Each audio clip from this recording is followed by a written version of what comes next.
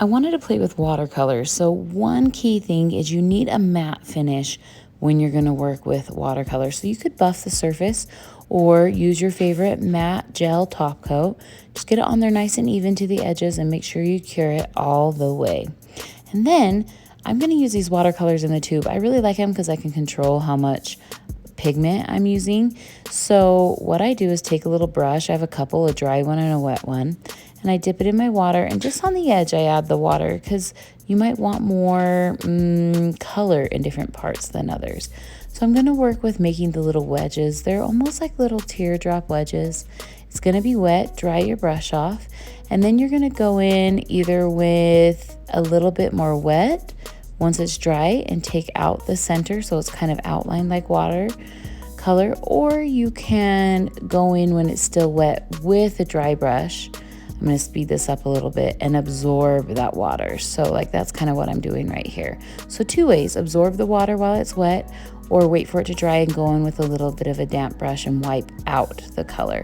This gives you a little bit of an outline of each one of the little wedges, and I'm working around the center being on the side of the nail, and that last wedge just kind of falls off, and that looks really cool when it dries all the way.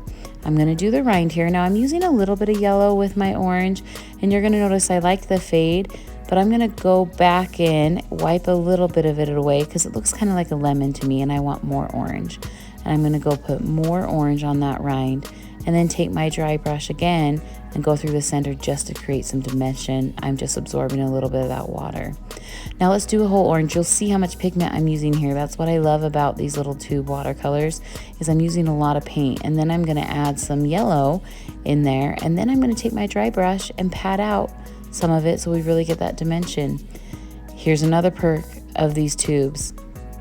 I'm just using straight color, the straight brown for my branches, and letting it dry. And then I'm going to go ahead and add in my green and make sure I have my leaves how I want them. I'll add a little yellow if I want a little bit more dimension, just like over here on the side, and let it dry all the way. This is super key.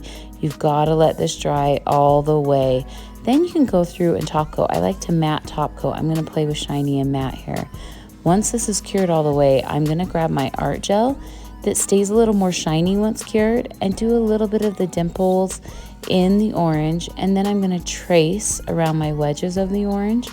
And once it's cured, you can wipe it if it's a sticky one. Some don't even have to be wiped, but what you'll find is the art gel, little mess up there, the art gel stays a little more shiny, so it gives you this fun dimensional look. So I'm tracing each wedge, and then I'm also going to trace along the bottom side of that rind to give kind of that pith or whatever we call it. And then I'll go in and do just some almost dry strokes with the white to be able to give a little bit more realistic feel to it. So a little more dimples, and then you'll see right here I pull just towards the center. I'm just pulling towards the center, and once that's cured, you've got your orange look with watercolors and art gels. Kind of fun, huh?